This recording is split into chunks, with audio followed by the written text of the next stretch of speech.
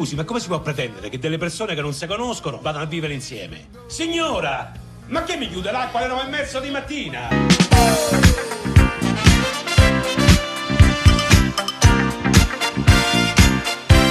Posti in piedi in paradiso è l'ultimo film di Luigi e Aurelio De Laurentiis per la regia di Carlo Verdone, una storia nella quale la comicità di Verdone assume tratti di drammatica realtà. Questa volta avete voluto fare una commedia in cui il riso può diventare anche amaro. Perché è la tipica commedia all'italiana alla quale si rifà Carlo Verdone. Negli anni 60 noi abbiamo dei grandi esempi, lì che nasce la commedia all'italiana con Monicelli, con Dino Risi, con Comencini, con Ettore Scola, e la commedia all'italiana ha sempre trattato dei temi drammatici. In quel momento c'era il boom economico, c'erano dei momenti di grande esplosione emotiva, di grande coraggio, ma c'erano anche dei temi molto importanti che venivano fuori, come il tema, si affacciava il problema del divorzio, si affacciava il problema, si cominciava a discutere, si cominciavano a affacciare i problemi di tante realtà che poi sono state affrontate in maniera divertita attraverso delle commedie che hanno fatto poi grande la commedia all'italiana. Carlo Verdone è l'erede di questa commedia all'italiana, allora abbandonati i suoi personaggi, avendo fatto ormai quei film lì e volendosi dedicare a dei film più da lui pensati su delle problematiche che ci rappresentano, allora lui 2 anni fa disse: che ne pensi Aurelio, che ne pensi Luigi, mio figlio era accanto a me, vorrei fare un film sui padri separati, sai che sono circa 6 milioni di persone? E allora io subito di rimando dissi: ma se sono 6 milioni loro vuol dire che tra mogli di primo letto, divorzi, mogli di secondo letto o amanti, figli di primo letto, figli di secondo letto, figli di terzo letto, dico, ma quanti saranno? È metà popolazione italiana, dico, quindi questo è un fenomeno che vidi subito esisteva anche in altri paesi europei. E dissi: mi sembra un'idea travolgente, bisogna riuscire a capire che cosa costruiamo come racconto. E lui, attraverso la sua grande sensibilità, mischiando la melanconia, che lui ama moltissimo perché è un tipo melanconico, ma anche la sua grande vis comica, ha creato una commedia travolgente, dove la drammaticità si trasforma in un grande divertimento, perché la drammaticità crea delle punte di contrapposizione che molto spesso ti creano degli andamenti di una comicità incredibile. Difatti ci sono dei momenti esilaranti. Sono stato molto contento che il film sia stato anche molto apprezzato dalla critica, che l'ha trovato una delle migliori commedie degli ultimi tempi italiane, e quindi ormai non rimane soltanto che andare a vedere Posti in piedi in paradiso. Ma c'è anche di più, c'è un messaggio molto importante per i giovani. Sì, perché a un certo punto il figlio di Marco Giallini, che è un immobiliarista fallito, che ha perso qualunque cosa, ha perso la speranza eccetera, ripone le uniche speranze nel figlio, che non ha un buon rapporto con questo padre perché non lo stima, non lo vede come un padre corretto. Lui però invece si è impegnato, è andato alla LUISS, si laurea con 110 e lode, e quindi per il padre diventa una specie di affermazione di quello che lui non è riuscito ad essere. Poi c'è a un certo punto un finale dove sia la figlia di Verdone sia il figlio di Marco Giallini prenderanno per mano i genitori e li porteranno nel porto sani e salvi per un futuro migliore. Quindi la speranza viene riposta nelle mani di questi giovani, il che è un messaggio, un discorso molto bello, perché speriamo che sia veramente così. 2 generazioni che si sono contrapposte a tratti, però alla fine hanno vissuto gli stessi problemi. Probabilmente i giovani sono più pronti, voi dimostrate, a fronteggiare determinate difficoltà perché ci sono nati dentro. Cara amica mia, qui ormai con la vita che si è allungata non sono più 2 generazioni, sono 6 generazioni a confronto, che ci sono i nonni che vogliono fare i padri che vogliono fare i figli che non si sa che cosa vogliono fare perché non hanno ricevuto una corretta impostazione di educazione da parte dei genitori, quindi siamo in un circo felliniano dove bisogna mettere un po' di ordine attraverso il buonsenso. E io credo che i giovani però abbiano questa capacità e sono effettivamente la nostra speranza. Certo, nessuno si è dietro ai propri egoismi reso conto che il mondo cambiava, il mondo occidentale è cambiato senza che ce ne rendessimo conto. Siamo arrivati da una crisi degli anni 30, del 1930, a una crisi, a una recessione del 2008. Nel 2008 è partita, nessuno se n'è accorto, ormai credo che non si torni più indietro. Ci sono però degli altri territori che non vogliamo assolutamente considerare, che la fanno da padrona, c'è una Cina, c'è un Brasile, c'è una Turchia, c'è una Russia, c'è un'India, quindi il mondo è vasto, il problema è di non racchiudersi nel proprio nido e riuscire a partecipare alla vita totalmente, perché è la cosa più straordinaria che possiamo fare. Ultima domanda e la lascio. Lei ha seguito comunque l'escursus di questa società che oggi si trova allo sbando. Ecco, sempre con la commedia all'italiana, avrebbe voluto fare un altro genere? È stata una scelta determinata da cosa questa? Beh no, io ho fatto 7 film con Carlo Verdone e ogni volta che Carlo Verdone ha voluto impegnarsi in un film da lui scritto, ideato e diretto, tranne quando faceva i personaggi suoi della sua galleria, si impegnava sempre con un tema socialmente importante. Non so se lei si ricorda un film che lui ha fatto con noi che è stato un grandissimo successo, Il mio miglior nemico, dove c'era anche Silvio Muccino, dove c'era una contrapposizione che raccontava un'altra chiave tipica della nostra società contemporanea. Quindi voglio dire, è Carlo Verdone che ama fare giustamente dei film che gli diano la possibilità di toccare dei temi importanti socialmente parlando e che gli permettano anche di dare sfogo alla sua vis comica, che è una sua grande qualità, un suo grande attu. Un saluto alla città di Agrigento che la sta vedendo e un invito ad andare a vedere questo film.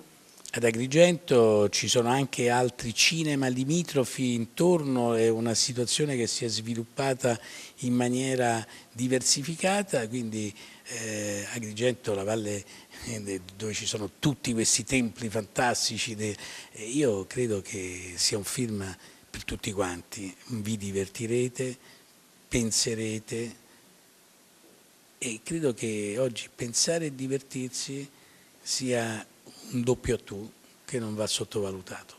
Carlo Verdone segue vizi e virtù della nostra società, questa volta ha puntato l'accento su un tema che addirittura l'Istat ha ritenuto uno dei più drammatici.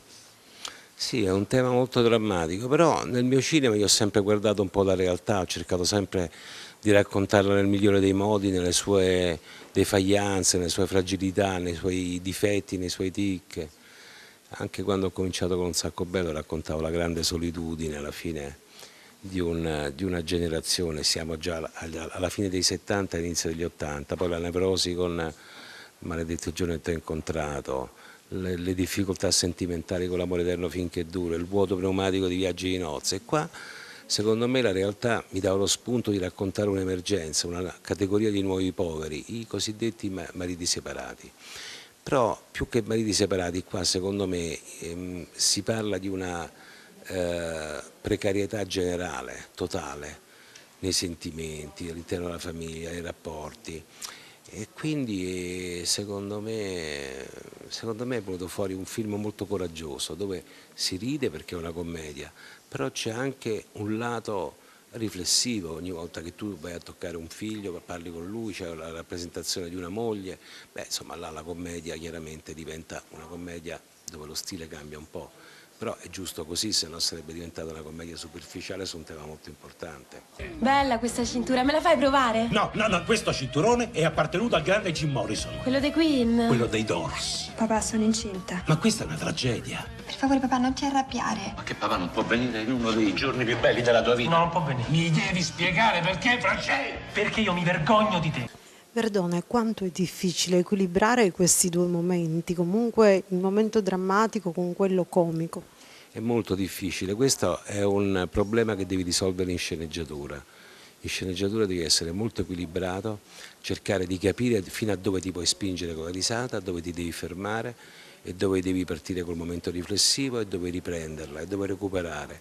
È un lavoro molto delicato. Poi sta al regista continuare questa delicatezza e questo equilibrio, e poi soprattutto sta nella bravura e nel senso della misura degli attori. Però, come ho ripetuto, in Favino, Gelini, Michele Ramazzotti, ho trovato 3 ottimi compagni di viaggio e abbiamo fatto, secondo me, io penso che abbiamo fatto una commedia importante. Un'ultima cosa, un posto in piedi in paradiso, perché? Posto in piedi in paradiso perché ho immaginato che il paradiso fosse pieno dei poveri cristi alla fine. Noi siamo talmente sfortunati che quando arriveremo e ci arriveremo troveremo solo posti in piedi, con la sfortuna che ci perseguita.